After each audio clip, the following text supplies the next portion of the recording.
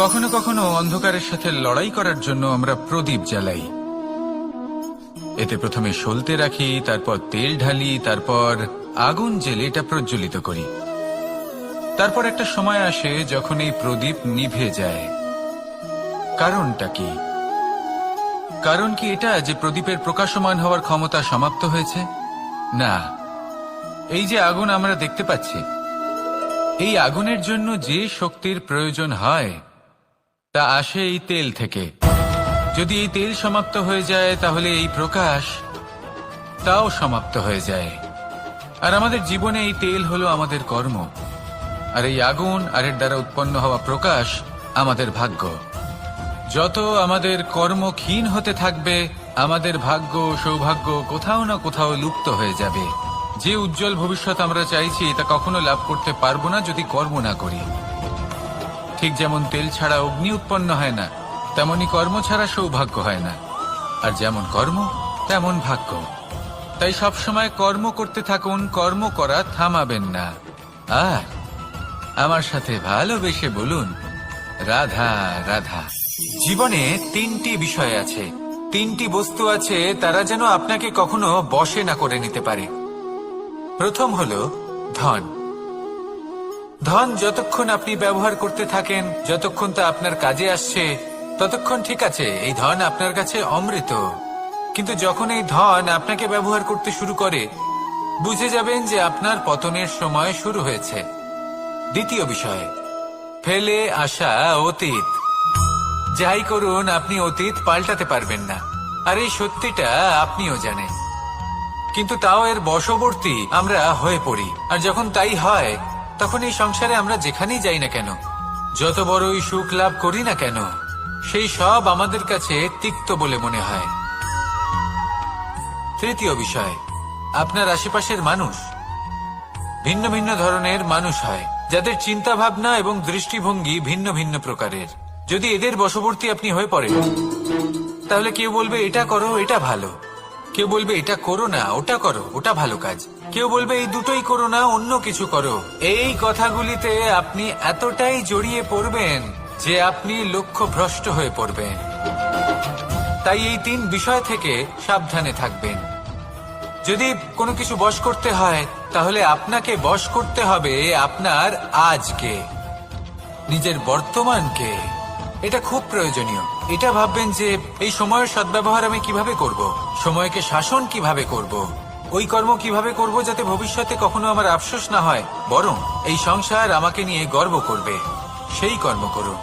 আর যখন আপনি এটা শিখে নেবেন, তখন আপনি নিজেই নিজেকে প্রকৃত অর্থে ভাগ্যশালী করে তুলবেন। আসুন আমার সাথে ভালোবেসে বলুন, রাধা রাধা। অনেক সময় আমরা কারোর নীরবতাকে তার দুর্বলতা ভেবে বসি। হতেই পারে সেই ব্যক্তি উত্তর দিতে চাইছেন না, হতে পারে অন্য কোনো কারণ আছে যা আমরা বুঝতেই পারছি না। সেই জন্য তাকে দুর্বল ভেবে নেওয়া অনুচিত। দেখতে গেলে এই বিশাল সমুদ্র এও কিন্তু নীরব, শান্ত হয়। কিন্তু যখন সে রুদ্র মূর্তি ধারণ করে, তখন কি হয়? সমগ্র সংসারকে বিনাশের পথে নিয়ে যায় এই সমুদ্র, প্রলয় সৃষ্টি করে। সেই জন্য কারোর সহ্য শক্তিকে দুর্বলতা বলে মনে করবেন না। কারণ যদি এই নীরবতা নিজেকে ভেঙে বেরিয়ে আসে, তাহলে তা বিনাশের সমস্ত সীমা পার করে যেতে পারে। তাই এই নীরবতাকে সবসময় বুঝুন, সবসময় একে সম্মান করতে শিখুন। আর আমার সাথে ভালোবেসে বলুন, রাধা রাধা। কখনো কোনো চাতক পাখিকে দেখেছেন? কথায় আছে যে বছরে মাত্র একবার সে তার তৃষ্ণা মিটিয়ে থাকে, আর তাও আকাশে ভেসে থাকা মেঘের দ্বারা ঘটানো বৃষ্টির জলের ফোঁটা থেকে। আর কোথাও থেকে সে তার তৃষ্ণা পূরণ করে না।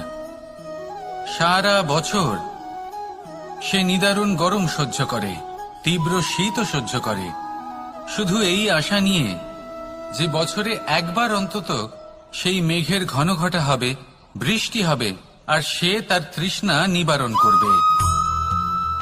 এটা আসলে কি? এটা আসলে বিশ্বাস। সেই বিশ্বাস যে বছরে একবার সেই মেঘ আসবে তৃষ্ণা নিবারণ করতে। যেমন দেখুন, একটা সূর্যমুখী ফুল সারা রাত অন্ধকারের সাথে যুদ্ধ করে, কারণ তার বিশ্বাস যে ভোরবেলায় সূর্য তাকে অবশ্যই দর্শন দেবেন। সেটাও বিশ্বাস ছিল যার উপর ভরসা করে মনু একটা নৌকা নিয়ে বেরিয়ে পড়েছিলেন এবং সমস্ত সৃষ্টিকে প্রলয়ের হাত থেকে বাঁচিয়েছিলেন। সেটাও ছিল ভালোবাসার প্রতি বিশ্বাস যার উপর ভরসা করে বানর এবং ভাল্লুক সেনা নিয়ে শ্রীরাম আক্রমণ করেছিলেন সমস্ত বরদানপ্রাপ্ত অসুরগণ এবং রাক্ষসগণের লঙ্কায় এবং জয় লাভ করেছিলেন। এই বিশ্বাসই হল এই বিশ্বের আশা। বিশ্বাস রাখুন যে আপনি হলেন সর্বশ্রেষ্ঠ এবং শুধুই নিজের কর্ম করতে থাকুন। এই বিশ্বাসের আশাই আপনাকে প্রতি মুহূর্তে বল প্রদান করবে। এ হলো আমার বিশ্বাস। আসুন আর আমার সাথে ভালোবেসে বলুন, রাধা রাধা। যোগাসন। যোগাসনে আসন অত্যন্ত গুরুত্বপূর্ণ। এবার আমি বলবো সবথেকে শ্রেষ্ঠ আসন কোনটি। আশ্বাস। নিজেকে আশ্বস্ত করতে থাকুন যে আমি আছি, সব ঠিক হবে, যা হচ্ছে ভালোর জন্য হচ্ছে।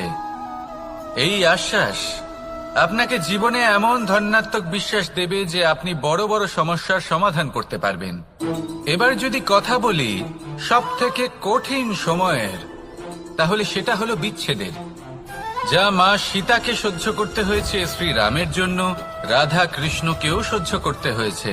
যে ব্যক্তি বিচ্ছেদের সময় সঠিক পথে চলে এসেছে সে জীবনে অনেক শ্রেষ্ঠ স্থানে অবশ্যই পৌঁছতে পারবে। এবার যদি কথা বলি সবথেকে জরুরি এবং গুরুত্বপূর্ণ সময়ের, তাহলে সেটা হলো সংযোগ।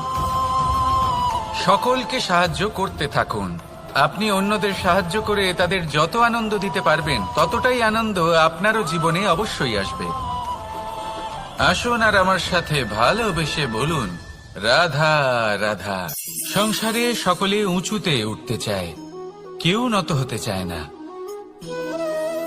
সবাই এটা মনে করে যে নত হওয়ার অর্থ হলো তাদের আত্মসম্মান এবং অহংবোধের বিরুদ্ধাচরণ করা। তাদের মনে হয় যে যদি আমরা নত হই সংসার আমাদের দুর্বল মনে করবে, তাদের শৌর্য এবং তাদের ব্যক্তিত্বের অপমান হবে। কিন্তু এটা কি সত্যি? প্রত্যেকবার নত হওয়ার অর্থ কি সম্মানহানি হওয়া? কখনোই নয়। আপনি নিজের জীবনকেই দেখে নিন। আপনার কোনো অমূল্য জিনিস যদি নিচে পড়ে যায় তাহলে তাকে কিভাবে তোলেন? সেই বস্তুকে তোলার জন্য আপনাকে নত হতেই হবে। আপনি বড়দের আশীর্বাদ কিভাবে লাভ করেন? আপনি নত হয়ে তবেই তাদের আশীর্বাদ লাভ করতে পারেন, তাই না? ভেবে দেখুন, আপনি একটা পথে হাঁটছেন, আপনি দেখতে চাইছেন যে আপনি সঠিক পথে হাঁটছেন কিনা, পায়ের নিচে কাঁটা পড়ে আছে কিনা। কিভাবে দেখবেন? আপনাকে সেই মাথা নত করেই দেখতে হবে। এর অর্থ কি? অর্থ খুব সহজ। প্রত্যেকবার নত হওয়া অনুচিত নয়, সেটা কোনোভাবেই সম্মানহানি নয়। পরিস্থিতি অনুসারে এবং যেখানে প্রয়োজন আপনি নত হতে শিখে গেলে আপনি অনেক কিছুই লাভ করতে পারবেন। জ্ঞান, মান, গুণ, বিশ্বাস। সেই জন্য প্রয়োজন এবং পরিস্থিতি অনুসারে নত হতে শিখুন। এতে অনুচিত কিছুই নেই। আত্মসম্মান থাকা অত্যন্ত প্রয়োজনীয়, কিন্তু তা যেন কখনো অহংকারে পরিণত না হয়। এই বিষয়ে অবশ্যই নজর রাখবেন এবং আমার সাথে ভালোবেসে বলবেন, রাধা রাধা। আমাদের জীবনে অনেক ধরনের ব্যক্তি এসে থাকেন। কেউ কেউ আমাদের সাথে থেকে যান, কেউ আমাদের থেকে দূরে চলে যান। কেউ ভালো মানুষ হন, কেউ খারাপ মানুষ। কিন্তু আমরা সবসময় সেই সময়টাকে নিয়ে দুঃখ প্রকাশ করি যখন আমাদের জীবনে কোনো খারাপ ব্যক্তি প্রবেশ করেন। তারা আমাদের খারাপ অনুভূতি দেন, দুঃখ দেন, কষ্ট দেন। আমরা সবাই তাকে ভালো মন্দ কথা বলি। কিন্তু কেন? এমন বিভিন্ন ধরনের মানুষ, খারাপ মানুষ, ভালো মানুষ সবার জীবনেই আসেন এবং সকলকেই একটা অমূল্য শিক্ষা দান করে যান। এবার আপনি নিজেই ভেবে দেখুন, জীবনে যখন প্রথমবার আপনি আগুন স্পর্শ করেছিলেন তখন আপনি একটা শিক্ষা লাভ করেছিলেন যে আমাকে আগুনের থেকে একটু দূরে থাকতে হবে। তারপর আস্তে আস্তে আপনি শিখলেন যে কিভাবে এই আগুনকে নিয়ন্ত্রণে রাখতে হবে। তারপর আপনি শিখলেন যে কিভাবে নিজের জীবনে তাকে প্রয়োগ করতে হবে, তা সে অন্ধকারে প্রকাশ লাভ করার জন্য হোক বা খাবার বানানোর জন্য। সেইভাবেই কোনো খারাপ ব্যক্তি যখন আপনার জীবনে আসে কোনো শিক্ষা দিয়ে যান, তার প্রতি কৃতজ্ঞ থাকুন। তার বিষয়ে খারাপ ভাবার বা খারাপ অনুভূতি নিয়ে থাকার কোনো প্রয়োজন নেই। সেই শিক্ষা লাভ করুন, ইতিবাচক মনোভাব নিয়ে জীবনের সামনে এগোতে থাকুন। কেউ নেই যিনি আপনাকে বাধা দিতে পারেন। আসুন আমার সাথে ভালোবেসে বলুন, রাধা রাধা।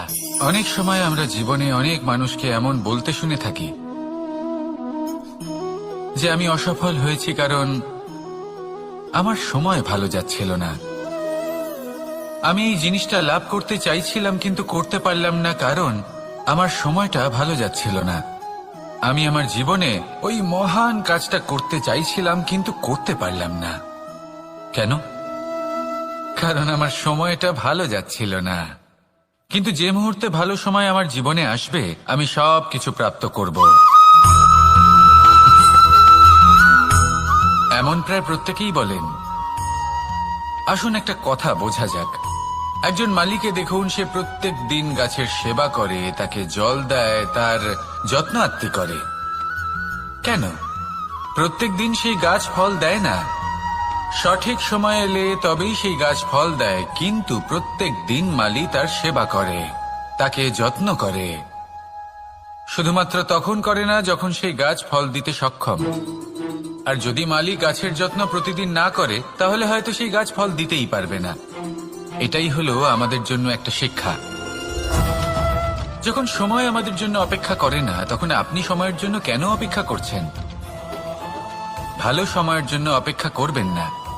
ভালো এবং শুভ কর্ম দ্বারা ভালো সময়কে নিজের কাছে টেনে আনুন। নিরন্তর কর্ম করুন, পরিশ্রম করতে থাকুন। শুভ সময় আপনা থেকেই আপনার কাছে আসবে। আসুন আমার সাথে ভালোবেসে বলুন, রাধা রাধা। জীবনে এমন কিছু কাজ রয়েছে যা আমাদের কখনোই করা উচিত নয়, যেমন আশা করা। যদি আপনি আশা করেন আর আপনার আশা পূর্ণ না হয় আপনি খুবই কষ্ট পাবেন।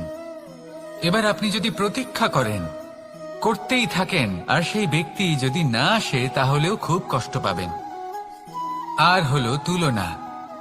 আপনি যদি তুলনা করতে যান তাহলে এটাই ভাববেন যে হয় আমি বা অন্য কোনো ব্যক্তি, এই দুজনের মধ্যে কোনো এক ব্যক্তি নিকৃষ্ট।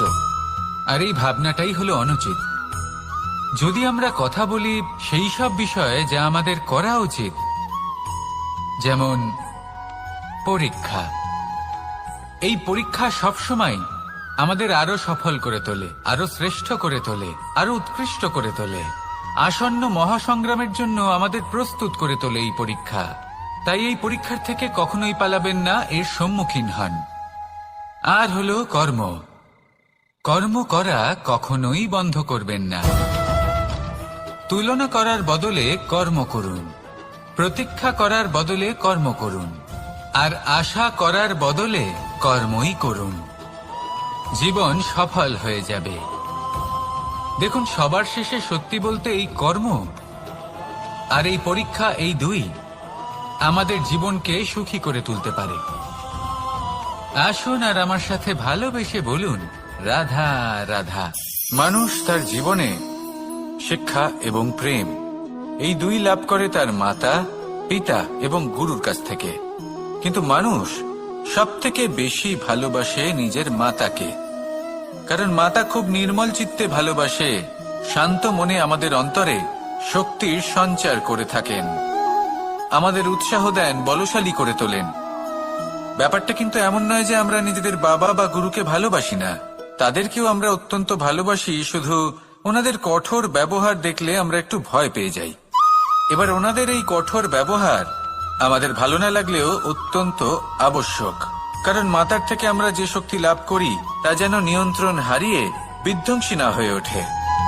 আমরা যেন কোনো কুপথে না চলে যাই, আমরা কখনো যেন দোষ না করে ফেলি। শুধু সেই জন্য পিতা এবং গুরু একটু কঠোর হয়ে ওঠেন।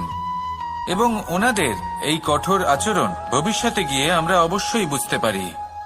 জীবনে কিছু বছর আমরা এগিয়ে যাই আর তারপর আমরা বুঝতে পারি যে বাবা এবং গুরু আমাদের যথেষ্ট ভালোবাসতেন, কিন্তু ওনাদের ভালোবাসার বহিঃপ্রকাশ আলাদা। প্রয়োজনীয় হলো এটা দেখার, এটা বোঝার যে শুরু থেকে আমাদের প্রতি ওনাদের আচরণ কেমন ছিল। ওনাদের কঠোর হওয়ার পেছনে ওনাদের ভালোবাসাটা বোঝার চেষ্টা করুন, ওনাদের চিন্তাটা বোঝার চেষ্টা করুন, ওনাদের পথপ্রদর্শনের আড়ালে আপনার ভবিষ্যতের জন্য যে পরিকল্পনা ওনারা করেছেন সেটা বোঝার চেষ্টা করুন। তখন আপনারা বুঝতে পারবেন ওনাদের ভালোবাসাকে। আপনার মনের মধ্যে আপনা থেকেই ওনাদের প্রতি সম্মান জেগে উঠবে। নিজের পিতা এবং নিজের গুরু এই দুজনের প্রতি কৃতজ্ঞতা প্রকাশ করুন আর আমার সাথে ভালোবেসে বলুন, রাধা রাধা। আমি অনেক সংখ্যক মানুষকে দেখেছি, তাদের কাছে অত্যাধিক জ্ঞান আছে, শিল্প আছে, ধন আছে, কীর্তি আছে, কিন্তু তারা এই সবকিছু নিজেদের কাছেই রাখেন, এই সমাজে বিতরণ করেন না। কারণ হলো ভয়। ওনাদের মনে হয় যে যদি আমি এই সবকিছু সমাজে বিতরণ করি তাহলে সমাজ আমার শিল্প হোক, ধন হোক, জ্ঞান হোক, কীর্তি হোক, সবকিছু চুরি করে নিয়ে যাবে আর তার বদলে আমি কিছুই পাবো না। এটা কিন্তু সত্য নয়। সত্য হলো এটাই যে যদি আপনি নিজেকে এই সংসারের প্রতি সমর্পিত করেন তাহলে এই সংসার আপনার প্রতিও সমর্পিত থাকবে। আপনি শুধু ধন, জ্ঞান, কীর্তি, সম্মান পাবেন তাই নয়, বরং এই সমাজ আপনাকে নিজের চোখে হারাবে, মনের মধ্যে স্থান দেবে। তাই এই ভয় ত্যাগ করে দেখুন কিভাবে এই সমাজ আপনাকে প্রেম সমর্পণ করে। আসুন আমার সাথে ভালোবেসে বলুন, রাধা রাধা। জীবন কিসের উপর নির্ভরশীল? ধনের ওপর, বৈভবের ওপর, নিঃশ্বাসের ওপর? না, এই জীবন নির্ভরশীল বিশ্বাসের ওপর। বিশ্বাস নিজের ওপর, বিশ্বাস আমাদের আপনজনের ওপর। কিন্তু যখন এই বিশ্বাস ভেঙে যায় তখন মানুষের মনও ভেঙে যায় আর তারপর সে অন্য কিছু করতেই পারে না। তখন কি করা যেতে পারে? 3টে কাজ আছে যা আপনি করতে পারেন। প্রথম, ভালোবাসা। যাকে আপনি ভালোবাসেন, যারা আপনাকে ভালোবাসে, ভুল যারই হোক না কেন, তার কাছে ক্ষমা চাইতে কখনোই সংকোচ বোধ করবেন না। দ্বিতীয় হলো বিশ্বাস। যারা আপনাকে ভালোবাসেন, আপনাকে বিশ্বাস করেন, তাদের বিশ্বাস কখনো ভাঙবেন না। তৃতীয় হলো আশা। যারা আপনাকে ভালোবাসেন, আপনাকে বিশ্বাস করেন, তাদের আশা আপনার সাথে জড়িত। তাদের থেকে কখনো কিচ্ছু লুকোবেন না। এই 3টে কাজ করুন আর এই জীবন সুপ্রসন্ন হয়ে বলবে, রাধা রাধা। এই প্রকৃতি আমাদের সবকিছু দিয়েছে, জন্ম দিয়েছে, জীবন দিয়েছে। এই প্রকৃতি আমাদের পালন পোষণও করে নেবে। এবার আপনি বলুন, কখনো দেখেছেন সিংহকে কারোর সেবা করতে? দেখেননি তো? কখনো আপনি দেখেছেন পাখিকে চাকরি করতে? দেখেননি তো? তাও নিশ্চয়ই তাদের পেট ভরে। চলুন, আপনার এই কথা আমি মেনে নিলাম। এবার আপনি আমার একটা কথার উত্তর দিন। আপনি কখনো দেখেছেন কোনো প্রাণী নিজে হেঁটে এসে সিংহের মুখে এসে বলছে যে আমাকে আপনি খেয়ে ফেলুন, আমাকে নিজের খাদ্য করে নিন, নিজের পেট ভরিয়ে ফেলুন? এরকম তো কখনোই হয় না।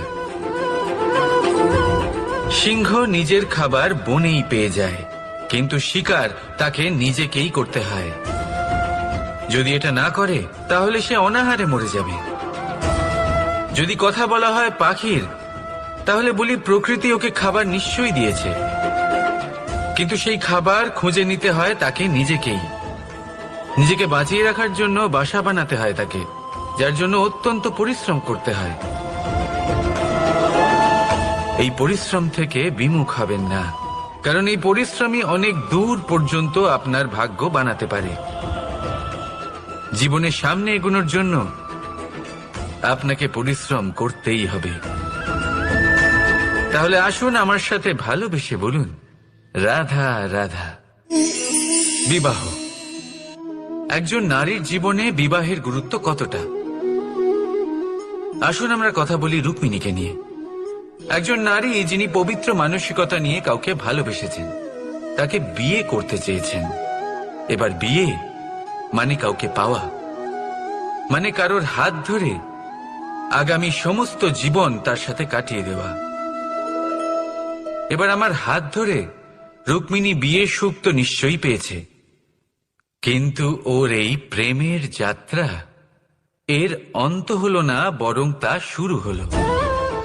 এবার রুক্মিণীর জীবনে সেই অধ্যায় শুরু হয়ে গেছে যেখানে ওকে সেই মানুষকে বুঝতে হবে যার হাত ধরে সমস্ত জীবন অতিবাহিত করার সিদ্ধান্ত নিয়েছে সে।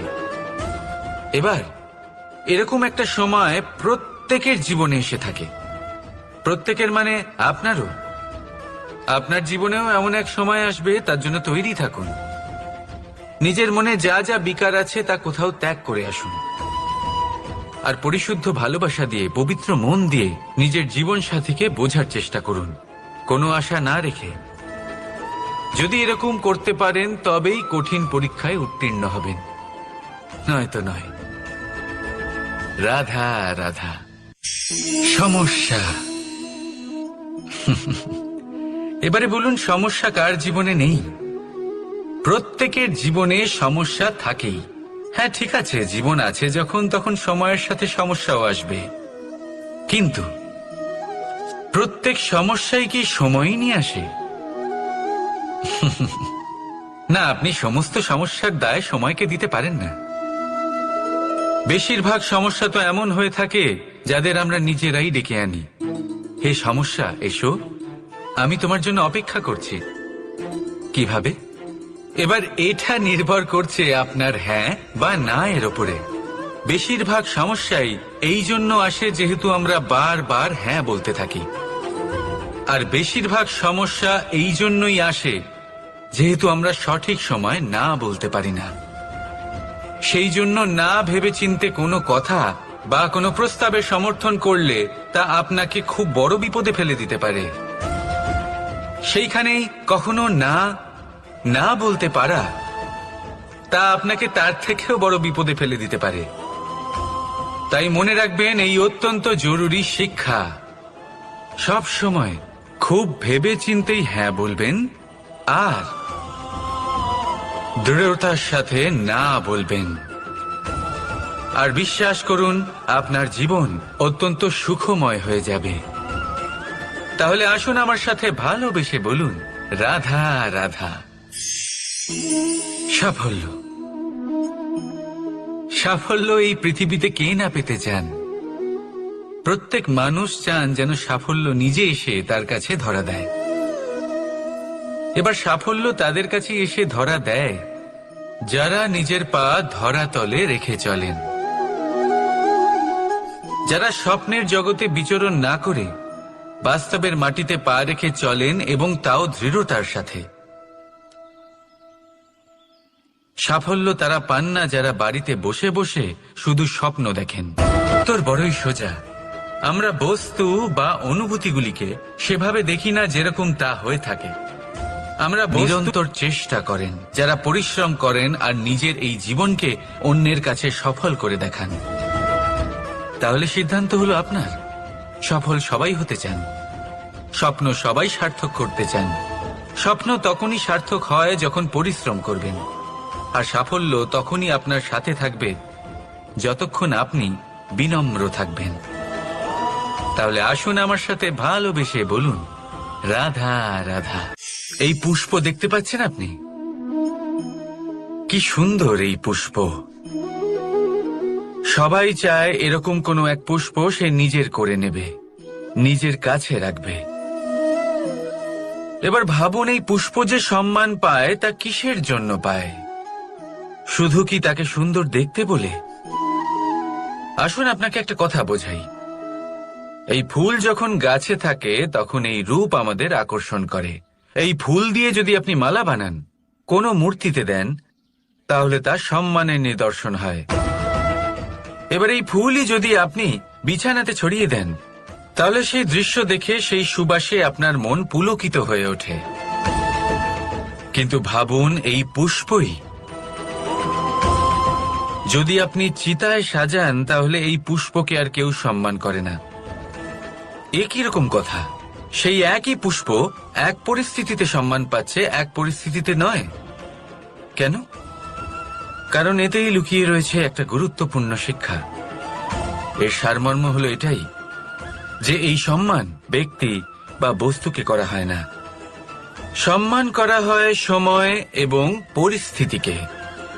এবার এই যে সময়, তা কখনোই আমাদের বশে থাকে না, আমাদের বশে থাকে পরিস্থিতি। আমাদের পরিস্থিতি কেমন হবে তার সিদ্ধান্ত স্বয়ং আমরাই নিই, আর যেরকম আমাদের পরিস্থিতি হবে সেরকমই আমাদের সম্মান করা হবে। তাহলে আসুন আমার সাথে ভালোবেসে বলুন, রাধা রাধা। সংসারে নিয়তি অনেক কিছু নির্ধারণ করে, যেমন প্রত্যেকটি জিনিসের সীমারেখা। শরীরের মধ্যে থাকা জল, তার মাত্রাও এই নিয়তি নির্ধারিত করে রেখেছে। কি করে?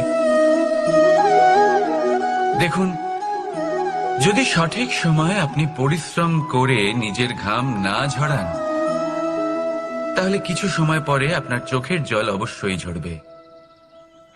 কারণ সবকিছু যদি ভাগ্যের জোরে পেয়ে যাওয়া যায়, তাকে কর্মের দ্বারা সামলে রাখতে হয়। যদি পরিশ্রম করতে থাকেন তাহলে যা পেয়েছেন তা সামলে রাখতে পারবেন, আর যা যা আপনি পেতে চান তা অবশ্যই পাবেন। কিন্তু যদি পরিশ্রমের থেকে দূরে থাকেন, তাহলে যা পেয়েছেন তা তো হারিয়ে ফেলবেনই, আর যা পেতে চান তার তো কোনো প্রশ্নই ওঠে না, আর বয়ে যাবে শুধুমাত্র অশ্রু। এবার সিদ্ধান্ত আপনার। কি ঝরাতে চাইবেন আপনি? ঘাম নাকি অশ্রু? রাধা রাধা। কখনো প্রদীপ জ্বালাতে গিয়ে আপনার হাত পুড়ে গেছে? একবার মনে করে দেখুন সেই অনুভূতি। এক্ষুনি মনের মধ্যে যন্ত্রণার এক অনুভূতি বয়ে যাবে। কখনো হাঁটতে হাঁটতে পায়ে কাঁটা ফুটে গেছে? মনে করুন, এক্ষুনি মনের মধ্যে যন্ত্রণার এক অনুভূতি বয়ে যাবে। এরকম কেন হয়ে থাকে? কষ্ট তো শুধু তখন হয়েছিল, কিন্তু যদি আজ মনে করেন তাহলে সেই যন্ত্রণা আপনার মনে মাথায় থেকেই যায়। এরকম কেন হয়ে থাকে যে জীবনে যখনই আমরা যন্ত্রণার অনুভব করি, তারপর আমরা সেই যন্ত্রণা নিজের সাথে বহন করে নিয়ে চলি? কারণ হলো একটাই, চিন্তা। কোনো যন্ত্রণাই এতটা কষ্ট আমাদের দেয় না যতটা কষ্ট এই চিন্তা দেয়। তাহলে এই চিন্তা ত্যাগ করুন আর ভাবুন যে কিভাবে নিজেকে সব সময় আনন্দে রাখা যায়। আর অতীতকাল এবং ভবিষ্যতের চিন্তা ছেড়ে দিন, এই বিষয়ে ভাবাই ছেড়ে দিন। শুধুমাত্র এটা ভেবে নিন যে আজ আমায় নিজেকে আনন্দে রাখতে হবে, যে করেই হোক। এটা করা শুরু করে দিন। তারপর আপনি দেখবেন আপনার কাল, পরশু, পরের সপ্তাহ, সমস্ত মাস, সমস্ত বছর, পরের বছর, সম্পূর্ণ জীবন আপনি শুধুমাত্র প্রসন্নতাই পাবেন। এবার আসুন এই প্রসন্নতার সাথেই বলুন, রাধা রাধা। কখনো ভেবে দেখেছেন আমরা জিহ্বার সাথে সাথে কান কেন পেয়েছি? এবার আপনি বলবেন, এ তো সহজ কথা, যাতে আমরা কথা বলার সাথে সাথে শুনতেও শিখি। এবারের আরো একটা গুরুত্ব আছে। আগে আমাকে বলুন, নিজের প্রশংসা শুনতে কার না ভালো লাগে? সবারই ভালো লাগে। এটাই হলো মূল কথা। যদি এই কান দিয়ে আপনি নিজের প্রশংসা শুনতে চান, তাহলে সর্বপ্রথম এই জিহ্বা দিয়ে অন্যের প্রশংসা করতে শিখুন। এবার প্রশংসার বিষয়ে একটা অত্যন্ত গুরুত্বপূর্ণ কথা আপনাদের বলি।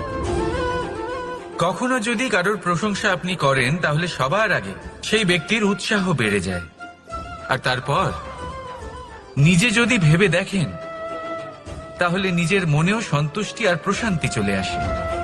আর একবার যদি এই মন প্রশান্তিতে ভরে যায়, তারপরে কেউ প্রশংসা করুক বা না করুক, কিচ্ছু যায় আসে না। সেই জন্য সবসময় অন্যের সম্মান করবেন, স্নেহ করবেন, প্রশংসা করবেন, সুখ ভাগ করে নেবেন।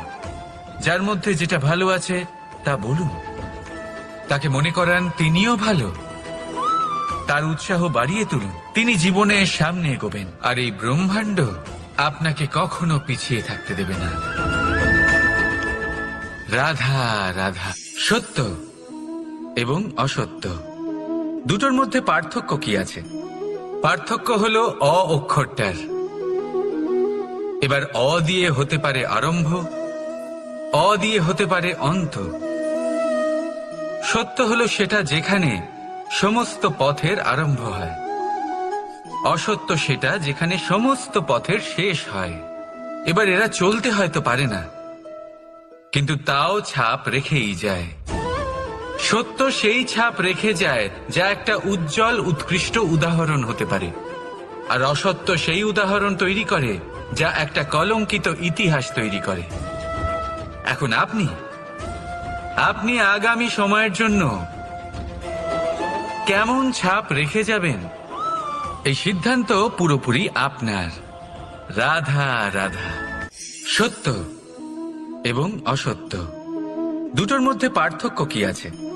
পার্থক্য হলো অ অক্ষরটার।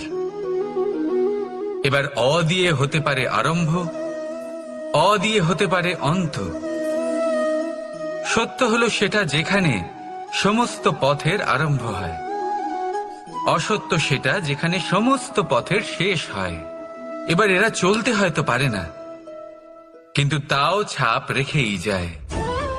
সত্য সেই ছাপ রেখে যায় যা একটা উজ্জ্বল উৎকৃষ্ট উদাহরণ হতে পারে, আর অসত্য সেই উদাহরণ তৈরি করে যা একটা কলঙ্কিত ইতিহাস তৈরি করে। এখন আপনি আগামী সময়ের জন্য কেমন ছাপ রেখে যাবেন, এই সিদ্ধান্ত পুরোপুরি আপনার।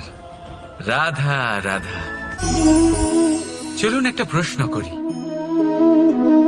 কোন মানুষকে জিজ্ঞাসা করবেন যে সে মূর্খ, অলস, বিবেকহীন, অসফল এইসব বিশেষণ দিয়ে নিজেকে পরিচিত করতে চাইবে? না। কাউকে জিজ্ঞাসা করুন আপনি কি মূর্খ? না। আপনি কি অসফল হয়েছেন? না। আপনি কি বিবেকহীন? না। এবার বলুন আপনি জীবনে মূর্খ, বিবেকহীন হবার জন্য কোনো ভালো পরিকল্পনা বানিয়েছেন? উত্তর পাবেন না। কারণ কোনো পরিকল্পনা বানানো হয় না যাতে আপনি মূর্খ বা অসফল হন। মানুষ মূর্খ বা অসফল তখন হন যখন কোনো পরিকল্পনাই থাকে না। দেখুন, একটাই ছোট জীবন, তাকে স্থির করুন যাতে অনেক বেশি সংখ্যক মানুষকে আপনি জুড়ে রাখতে পারেন, অনেক বেশি শান্তি পেতে পারেন, অধিকতর সাফল্য লাভ করতে পারেন, বেশিরভাগ মানুষের পথপ্রদর্শক হয়ে তাদের মঙ্গল করতে পারেন। অসফল হয়ে বাড়িতে বসে থাকার চেয়ে ভালো হলো যে আপনি একটা পরিকল্পনা করে অসফল হন, কারণ তখন আপনার কাছে আরো একটা বিকল্প থাকবে, একটা নতুন পরিকল্পনা বানানোর, তাকে সার্থক করার। কারণ এমন কোন পরিকল্পনা তো অবশ্যই থাকবে যা আপনাকে আপনার লক্ষ্যে পৌঁছে দেবে, তাই তো? রাধা রাধা। সূর্য কারোর জন্য হলেন শক্তিদাতা ঈশ্বর, আবার কোনো প্যাঁচার জন্য হলো চোখ বন্ধ করে দেওয়ার মতো তীব্র আলো। নদী কারোর জন্য হলো তৃষ্ণা মেটানোর স্রোত, আবার কারোর জন্য বন্যারূপী বিনাশকারী আশঙ্কা। সাগর কারোর জন্য হলো নোনা জলের ভান্ডার, আবার কারোর জন্য অগন্তি প্রাণী জগতের সম্ভার। প্রশ্ন হলো প্রত্যেক ব্যক্তির জন্য প্রত্যেক অনুভূতি বা বস্তুর সারমর্ম আলাদা কেন হয়ে থাকে? যা কারোর জন্য হলো বিষ তা অন্য কারোর জন্য অমৃত কেন? যা কারোর জন্য অমৃত তা অন্যের জন্য বিষ কেন? উত্তর বড়ই সোজা। আমরা বস্তু বা অনুভূতিগুলিকে সেভাবে দেখি না যেরকম তা হয়ে থাকে। আমরা বস্তু বা অনুভূতিকে সেভাবে দেখি যেরকম আমরা হয়ে থাকি। এবার এর উপায় কি হতে পারে? নিজেকে পরিশুদ্ধ করুন, সবকিছুই শুদ্ধ হবে। রাধা রাধা। প্রেম, ঘৃণা, এই দুই হলো একই শব্দ। কিভাবে? দেখুন না, দুটোতেই 2.5 অক্ষর রয়েছে। দুটোই হলো সেই অনুভূতি যা আমাদের মনের সাথে জড়িত, আর এই দুই অনুভূতির সাথেই জড়িত মানুষ আমাদের জন্য গুরুত্বপূর্ণ। পার্থক্য শুধু এটাই যে প্রেম পায় সম্মান আর ঘৃণাকে করা হয় অবজ্ঞা। এরকম কেন?